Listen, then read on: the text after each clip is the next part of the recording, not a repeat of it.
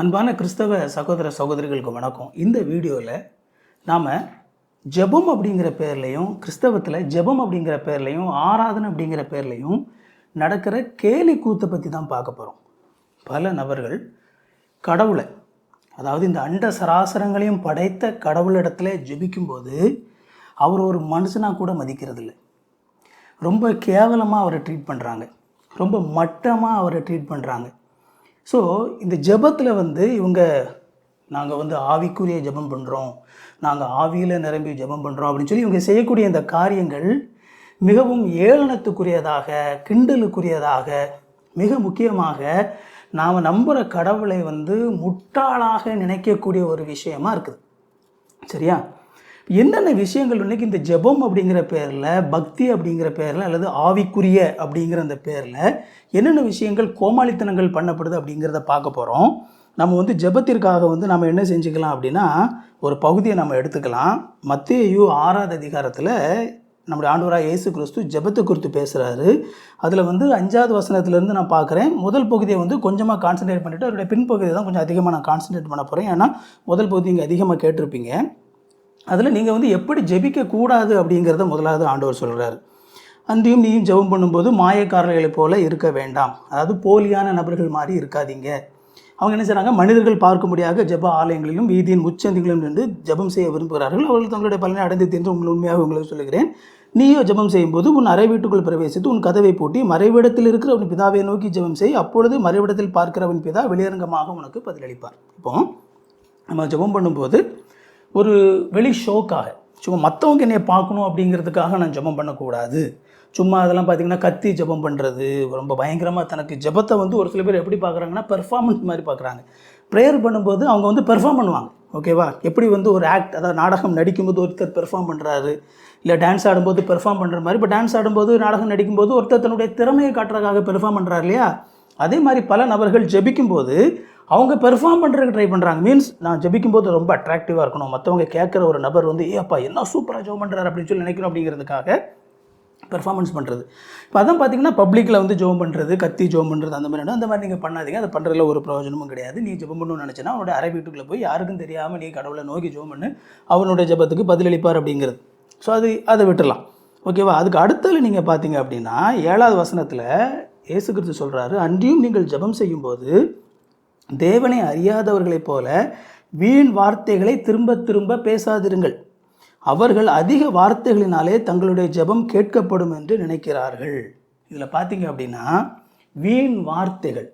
நீங்கள் ஜெபம் பண்ணும்போது தேவனை அறியாதவர்கள் போல, கடவுள்னா யாருன்னே தெரியாதவங்க, அதான் தேவனை அறியாதவர்கள், அப்படிப்பட்ட நபர்கள் மாதிரி வீண் வார்த்தைகளை திரும்ப திரும்ப பேசாதிருங்க அப்படின்னு சொல்லி நேரடியாகவே நமக்கு வேதாகமத்தில் இந்த இடத்துல நம்ம பார்க்குறோம். இதில் பார்த்தீங்க அப்படின்னா இன்றைக்கி ஜெபம் அப்படின்னு சொல்லி வந்த உடனே இன்றைக்கி பல நபர்கள் என்ன செய்வாங்க தெரியுமா, ஸ்தோத்திரம் சொல்கிறேன் அப்படின்னு சொல்லிட்டு ஜெபம் பண்ணோடனே நீங்கள் எல்லாரும் ஸ்தோத்திரம் பண்ணுங்க அப்படின்னு சொல்லிடுவாங்க. உடனே ஸ்தோத்திரம் ஸ்தோத்திரம் ஸ்தோத்திரம் ஸ்தோத்திரம் ஸ்தோத்திரம் ஸ்தோத்திரம், நன்றி நன்றி நன்றி நன்றி, ஸ்தோத்திரம் ஸ்தோத்திரம் ஸ்தோத்திரம், இப்படி பண்ணுவாங்க. கொஞ்சம் யோசித்து பாருங்கள், இது என்ன மாதிரி ஒரு பைத்தியக்காரத்தனமான ஒரு வேலை அப்படின்னு சொல்லி நிறைய பேருக்கு தெரியாது. ஜெபம் பண்ணும்போது நம்ம யாருக்கிட்ட பேசுகிறோம் அப்படின்னா, இந்த அண்ட சராசரங்களையும் படைத்த அறிவுள்ள ஒரு நபர். கடவுள் என்கிறவர் ஒரு நபர், ஏதோ ஒரு எனர்ஜி கிடையாது, ஒரு நபர். என்னை மாதிரி உங்களை மாதிரி அவர் ஒரு நபர். அப்படிப்பட்ட ஒரு நபரிடத்துல நம்ம பேசுகிறோம். ஓகேவா? அப்படி பேசும்போது நம்ம இந்த மாதிரி பேச முடியுமா? ஒரு நபரிடத்துல நம்ம பேசும்போது இந்த மாதிரி நம்ம பேச முடியுமா? அப்படி பேசுனா அது எதிராக இருந்து கேட்கக்கூடிய நபர்கள் நம்மளை பற்றி என்ன நினைப்பாங்க? ரொம்ப சிம்பிளாக உங்களுக்கு சொல்கிறேன். நீங்கள் ஒரு குறிப்பிட்ட விஷயத்தை குறித்த ஒரு விண்ணப்பத்தை கொடுக்கறதுக்காக நீங்கள் முதலமைச்சரை மீட் பண்ணுறதுக்கு போகிறீங்க. ஓகேவா? நீங்கள் முதலமைச்சரை மீட் பண்ண போய் உங்களை ஆஃபீஸில் கொண்டு உட்கார வச்சுருக்காங்க. நீங்கள் அவர்கிட்ட போய் ஐயா அந்த மாதிரி எனக்கு ஒரு தேவை இருக்குது அப்படின்னு சொல்லிட்டு நீங்கள் ஒரு விஷயத்தை பற்றி அவர்கிட்ட பேச போகிறீங்க. உங்களுக்கு வாய்ப்பு கிடைச்சிருக்கு, பேசுகிறீங்க. அப்படி உங்களை பேச உட்கார வச்ச உடனே நீங்கள் முதலமைச்சர், இன்றைக்கி ஸ்டாலின் முதலமைச்சராக இருக்கிறார் இல்லையா, அவர் முன்னால் போய் உட்காந்துக்கிட்டு சோதரம் சோதரம் சோதரம் சோதரம் சோதரம் நன்றி நன்றி நன்றி நன்றி நன்றி சோதரம் சோதரம் சோதரம் சோதரம் சோதரம், இப்படி அவர் முன்னால் உட்காந்து நீங்கள் சொல்லிட்டு இருந்தீங்க அப்படின்னா அவர் உங்களை பற்றி என்ன நினைப்பார்? கொஞ்சம் கற்பனை பண்ணி பாருங்கள். அல்லது நீங்கள் தான் ஒரு அதிகார பொறுப்பில் இருக்கீங்கன்னு வச்சுக்கோங்களேன். நீங்களே ஒரு அதிகார பொறுப்பில் இருக்கீங்க, ஒரு முக்கியமான அஃபீஷியலாக நீங்கள் ஒரு அதிகாரத்தில் இருக்கீங்க. உங்களை ஒருத்தர் பார்க்க வர்றார். உங்களை பார்க்க அவர் உங்களுக்கு முன்னால் உட்காந்துட்டு 5 நிமிஷமாக சோதரம் சோதரம் சோதரம் சோதரம் ஹல்லேலூயா சோதரம் சோதரம் நன்றி நன்றி நன்றி இப்படி சொல்லிட்டு இருக்காரு. இப்படி உங்கள் முன்னால் ஒருத்தர் உட்காந்து சொன்னால் உங்களுக்கு எப்படி இருக்கும்? கொஞ்சம் யோசித்து பாருங்கள். மனுஷங்களாகிய நம்மளுக்கு முன்னாடியே இந்த மாதிரியான கோமாளித்தனத்தை பண்ணும்போது நமக்கே வந்து இரிட்டேட்டிங்காக என்ன இல்லை, ஒரு பைத்தியக்காரத்தனமான ஒரு வேலை. இதை நம்ம கடவுள் இடத்துல செய்யலாமா? கடவுள் இடத்துல ஜெபிக்கும்போது ஜெபிக்கிறேன் அப்படிங்கிற பேரில் இதை பாருங்கள், இதில் அழகாக அதில் போட்டிருக்கு, நீங்கள் ஜெபம் பெய்யும்போது தேவனை அறியாதவர்கள் போல வீண் வார்த்தைகளை திரும்ப திரும்ப பேசாதிருங்கள். நம்ம நம்ம நம்ம வந்து நான் வந்து புதிய திருப்புதலில் நான் வாசிக்கிறேன். பழைய திருப்புதலில் பார்த்தீங்கன்னா வீண் வார்த்தைகளை அலப்பாதேங்க அப்படின்னு சொல்லி அதில் இருக்கும். அலப்புறது, சும்மா புழுன்னு சொல்லி சம்மந்தமே இல்லாமல் புலம்புறது, அந்த மாதிரி பண்ணாதீங்க. ஏன்னா அதில் ஆண்டவர் ரொம்ப தெளிவாக சொல்கிறாரு, அவர்கள் தேவனை அறியாதவங்க என்ன நினைக்கிறாங்களாம், நான் வந்து அதிக வார்த்தைகளினாலே தங்களுடைய ஜெபம் கேட்கப்படும்னு சொல்லி நினைக்கிறாங்க. நிறைய வார்த்தை இந்த மாதிரி திரும்ப திரும்ப கத்தி அலறி ஆண்டவரே ஸ்தோத்திரம் ஆண்டவரே அல்லேலூயா கத்தி நம்ம பேசினோடனே ஆண்டவர் உடனே ஜெபத்தை கேட்டுருவாரு அப்படிங்கிற ஒரு ஃபுல் ஃபோர்ஸில், அது ஜெபம் கொடுக்குற ஃபோர்ஸில் நான் வந்து கத்தி என்னோடய ஜெபத்தை பரலோகத்துக்கு தள்ளி விட்டுறணும் அப்படின்னு சொல்லிட்டு அந்த மாதிரியான ஒரு மனநிலையில் வந்து பேசும்போது இது வந்து ஒரு பைத்தியக்காரத்தனம். 8வது வசனத்தில் பாருங்கள், அவர்களைப் போல நீங்கள் செய்யாமல் இருங்கள். ஏன் அப்படின்னா, நீங்கள் உங்களுடைய பிதாவை நோக்கி வேண்டிக் கொள்வதற்கு முன்னமே உங்களுக்கு என்ன தேவை என்று அவர் அறிந்திருக்கிறார். அவர் வெறுமனே ஒரு சாதாரண நபர் மட்டும் இல்லைங்க, அவர் கடவுள். He knows everything. அவருக்கு வந்து எல்லா விஷயமும் தெரியும். உங்களுக்கு என்ன, நீங்கள் யார், நீங்கள் என்ன நீடில் இருக்கீங்க, உங்களுக்கு என்ன தேவை இருக்குது, எல்லாம் அவருக்கு ஏற்கனவே தெரியும். ஏதோ புதுசாக அவருக்கு தெரியாத ஒரு ஆள்கிட்ட போய் நீங்கள் வந்து உங்களுக்கு என்னென்ன, அதாவது ஆண்டவரே உங்களுக்கு சரியாக தெரியாது பார்த்துக்கோங்க, என்னுடைய வாழ்க்கையில் பார்த்துக்கிட்டிங்க அப்படின்னா இத்தனை தேவையெல்லாம் இருக்குது, நீங்கள் உங்களுக்கு வந்து சரியான அறிவு இல்லை பாருங்கள், அதனால் உங்களுக்கு சரியாக புரிய மாட்டேங்குது பாருங்கள், எனக்கு இவ்வளவு தேவையெல்லாம் இருக்குது அப்படின்னு சொல்லி அவ்வளோ கஷ்டப்பட்டு நீங்கள் அவர்கிட்ட நீங்கள் சொல்ல வேண்டிய அவசியம் இல்லை. ஏன் அப்படின்னா ரொம்ப தெளிவாகவே பைபிளில் இருக்குது, உங்களுக்கு என்ன தேவைன்னு சொல்லி அவருக்கு தெரியுமா. He knows. நீங்கள் ஜெபிக்கிறதுக்கு முன்னாடியே உங்களுக்கு என்ன தேவைன்னு சொல்லி அவருக்கு தெரியும். உங்களுடைய வாயிலிருந்து ஒரு வார்த்தை புறப்படுறதுக்கு முன்னாடியே என்ன வார்த்தை நீங்கள் பேச போகிறீங்க அப்படிங்கிறது உங்களுக்கு தெரியும். இப்படிப்பட்ட ஒரு நபரிடத்தில் போய் நீங்கள் ஜெபிக்க போகிறீங்க. அப்போது ஆண்டவர் வந்து அழகாக வந்து சொல்கிறார் பாருங்கள், நீங்கள் ஜெபம் செய்ய வேண்டிய விதமாவது அப்படின்னு சொல்லிட்டு, பரலோகத்தில் இருக்கிற எங்கள் பிதாவே, உம்முடைய நாமம் பரிசுத்தப்படுவதாக, உம்முடைய ராஜ்யம் வருவதாக, உம்முடைய சித்தம் பரலமத்திலே செய்யப்படுவது போல பூமியிலேயும் செய்யப்படுவதாக, அந்த ஆகாரத்தை எங்களுக்கு என்று தாரும், எங்களுக்கு விரோதமாக குற்றம் செய்ய நாங்கள் மன்னிக்கிறது போல எங்கள் குற்றங்கள் எங்களுக்கு மன்னியும், எங்களை சோதனைகள் பிரவேசிக்க பண்ணாமல் தீமிலிருந்து ரட்சித்துக் கொள்ளும், ராஜ்யமும் வல்லமையும் மையமும் என்றென்றைக்கும் உம்முடையவிலே ஆமேன். எவ்வளவு டீசெண்டாக இருக்குல்ல, எவ்வளவு டீசெண்டாக ஆண்டவர் ஜெபிக்க சொல்லி கொடுக்குறாருல.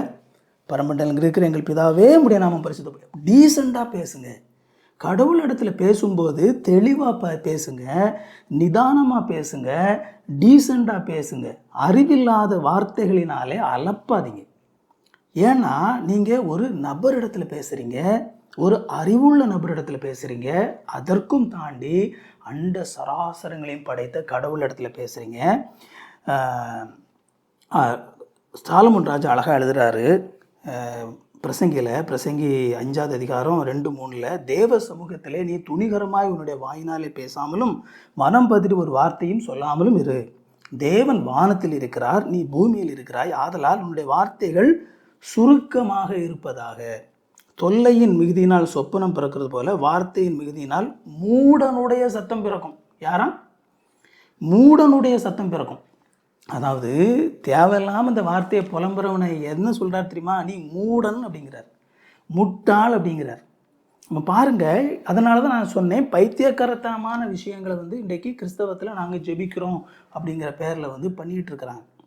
அந்த மாதிரி நம்ம வந்து பண்ணக்கூடாது. அதனால் எப்போவுமே நீங்கள் அடுத்த முறை நீங்கள் ஜெபிக்கும் போது, இப்போ நான் இதை பேசிகிட்டு இருக்கிறேன் இல்லையா, ஒரு சில பேருக்கு இது நல்லா புரியும், நான் என்ன சொல்கிறேன் அப்படிங்கிறது இப்போ உங்களுக்கு பளிச்சுன்னு மண்டையில் புரிஞ்சிருக்கும். ஓகேவா? நான் என்ன சொல்கிறேன் அப்படிங்கிறது புரிஞ்சிருக்கும். அப்படின்னா ஆண்டவர் உங்களுக்கு இந்த விஷயத்தை தெளிவுபடுத்துகிறாருன்னு சொல்லி அர்த்தம். ஆனால் ஒரு சில பேர் நீங்கள் பாருங்கள், இதுலேயும் கூட கமெண்டில் போய் கிடந்து உனக்கு என்ன தெரியும், எங்களுடைய ஆவிக்குரிய வாழ்க்கை அப்படி இருக்குது, இது அது இதுன்னு சொல்லிட்டு உருட்டுவாங்க. அந்த ஆட்களுக்கு அது என்ன அர்த்தம் தெரியுமா? அவங்களுக்கு நான் பேசுகிறது புரியலைன்னு சொல்லி அர்த்தம். ஓகேவா? என்ன நான் பேசிகிட்டு இருக்கிறேன் அப்படிங்கிறதே உங்கள் மண்டையில் ஏறலை. ஓகேவா? அப்படிப்பட்ட ஆட்களுக்கு வந்து ஞான வளர்ச்சி கிடையாது. ஓகேவா? ஞான வளர்ச்சி இல்லாத மக்கள் ஒரு விஷயத்தை தெளிவுபடுத்த முயற்சி பண்ணும்போது அதை ஒன்று ஏற்றுக்கொள்கிறதுக்கே மனசில் மனக்கடினப்பட்டிருக்குது, அல்லது அதை புரிந்து கொள்வதற்கான அறிவு வளர்ச்சியே கிடையாது. ஓகேவா? அதனால என்ன செய்வாங்க அப்படின்னா, இதுதான் சரி, அதுதான், நீ என்ன இப்படி பேசலாம் அப்படிங்கிற மாதிரி தான் பேசிகிட்டு இருப்பாங்களே தவிர, அதில் உள்ள நியாயத்தையும் நான் இதில் பேசுகிறதுல உள்ள அந்த புரிதல் வந்து அவங்களுக்கு இல்லாமல் இருக்கும். இதில் ஒரு சில பேர் வந்து ஊழியக்காரங்க அப்படிங்கிற பேரில் இந்த கூத்தை உங்களை பண்ண சொல்லி உற்சாகப்படுத்துவாங்க. ஸ்தோத்திரம் சொல்லுங்க, ஸ்தோத்திரம் சொல்லுங்க, எல்லாரும் ஸ்தோத்திரம் சொல்லுங்க, ஸ்தோத்திரம் சொல்லுங்க அப்படின்னு சொல்லி பண்ணிகிட்டு இருப்பாங்க. இந்த கும்பல் ஒன்று இதே மாதிரி வந்து ஞான வளர்ச்சி இல்லாத, புரிதல் இல்லாத நபர்கள் இப்படியே நாங்களும் ஊழியம் பண்ணுறோம் அப்படிங்கிற பேரில் ஊழியத்துக்கு வந்துட்டு ஊழியம் பண்ணுறதற்கான அல்லது அதை எந்த ஒரு விஷயத்தை கற்றுக் கொடுப்பதற்கான பக்குவம் கூட இல்லாத நபர்கள் இந்த ஊழியத்தில் இருந்து கொண்டு பண்ணுறனால விளைவு ஒன்று. இன்னொன்று, மக்களை தெரிந்தே ஏமாற்றுவதற்காக இருக்கக்கூடிய மக்களும் இந்த மாதிரி மக்களை ஏமாற்றத்திலே வச்சிருந்தா அவங்க வந்து தங்களுக்கு லாபமாக அவங்க பயன்படுத்தி கொள்ளலாம் அப்படிங்கிறதுக்காக நிற்கிற ஒரு கூட்டமும் இந்த ரெண்டுமே பண்ணுவாங்க. ஆனால் உண்மையாகவே கடவுளுக்கு பணி செய்ய வேண்டும் என்று நினைக்கக்கூடிய ஒரு ஞான வளர்ச்சி உள்ள, கடவுளால் ஒரு ஞானம் பெற்றிருக்கிற ஒரு நபர் இதை செய்ய மாட்டாங்க. அதனால தான் உங்களுக்கு சொல்கிறேன், உங்களுக்கு இந்த விஷயம் புரிஞ்சுது அப்படின்னா வந்து தயவுசெய்து வந்து அதை ரொம்ப சந்தோஷமாக எண்ணுங்க. ரைட். இப்போ நீங்கள் ஜெபம் பண்ண போகும்போது உங்களுக்கு எதிராக இந்த அண்ட சராசரங்களையும் படைத்த ஒரு நபர், ஒரு கடவுள் உங்களுடைய ஜெபத்தை கேட்பதற்காக அவர் ஆயத்தத்தோடு உட்கார்ந்துருக்கார் அப்படிங்கிறத நீங்கள் கற்பனை பண்ணிங்க. அடுத்த முறை நீங்கள் முழங்கால் போடும்போது அல்லது நீங்கள் உட்காந்து ஜெபம் பண்ணுறீங்களா, வாட் எவர் இட் இஸ், அடுத்த முறை நீங்கள் ஜெபம் பண்ணும்போது ஆண்டவர் ஒரு கதவை திறந்துட்டு கடவுள் ஒரு இடத்துல இந்த மாதிரி ஒரு சேரில் அவர் உட்காந்துருக்கிறார். நீங்கள் கதவை திறந்துட்டு ஜெபம் அப்படிங்கிற அந்த கதவை திறந்துட்டு அவர்கிட்ட பேச போகிறீங்க. ஆண்டவர் உங்கள்கிட்ட சொல்கிறார், என்னம்மா சொல்லு அப்படின்னு சொல்லி ஆண்டவர் உங்கள்கிட்ட அவர் முன்னால் சேரில் உட்காந்துருக்கிறீங்க. அப்படி நீங்கள் அவர் முன்னால் உட்காந்துருந்தீங்க அப்படின்னா ஏற்கனவே உங்களுடைய தேவையை அறிந்திருக்கிற ஒரு நபர், அப்படிப்பட்ட ஒரு நபர் முன்னால் நீங்கள் உட்காந்துருக்கீங்கன்னா நீங்கள் அவர்கிட்ட எப்படி பேசுவீங்க? இதை மட்டும் கற்பனை பண்ணி நீங்கள் பேசுனீங்க அப்படின்னாலே நீங்கள் டீசெண்டாக பேசுவீங்க, கடவுள்கிட்ட டீசெண்டாக பேசுவீங்க. அதனால் கடவுள்கிட்ட பேசும்போது தயவு செய்து ஞானமாக பேசுங்க, டீசெண்டாக பேசுங்க. ஏன்னா அவர் ஒரு நபர், அவர் அறிவுள்ள ஒரு நபர். அது மட்டும் இல்லை, அறிவின் ஊற்றே அவர் தான், அண்ட சராசரிகளையும் படைத்திருப்பவர் அவர் தான், எல்லாவற்றையும் அறிந்திருக்கக்கூடிய ஒரு நபரிடத்தில் நீங்கள் பேசுகிறீங்க. அதனால் ஞானமாக சுருக்கமாக உங்களுக்கு என்ன தேவையோ என்ன விஷயமோ அதை வந்து நீங்கள் மிக எளிமையாக அவர்கிட்ட நீங்கள் சொன்னாலே போதுமானது. அவர் அவருக்கு புரிந்து கொண்டு உங்களுக்கு என்ன தேவைங்கிறத என்ன செய்வார், அவர் செய்வார். அதனால் ஜெபம் அப்படிங்கிற பேரில் தயவுசெய்து இந்த கோமாளி கூத்தை வந்து நம்ம பண்ணாதீங்க, முட்டாள்தனமான காரியத்தை செய்யாதீங்க. சரியான விதத்தில் ஞானமாக சரியான வார்த்தைகளை பயன்படுத்தி டீசெண்டாக ஜெபம் பண்ணுங்கள். சரியா? டீசெண்டாக ஜெபம் பண்ணுங்கள். பைத்தியக்காரத்தனமான விஷயங்களை பண்ணாதீங்க. கடவுள் உங்களை ஆசீர்வதிக்கட்டும். மீண்டும் இன்னொரு வீடியோவில் சந்திப்போம். தேங்க்யூ. God bless you.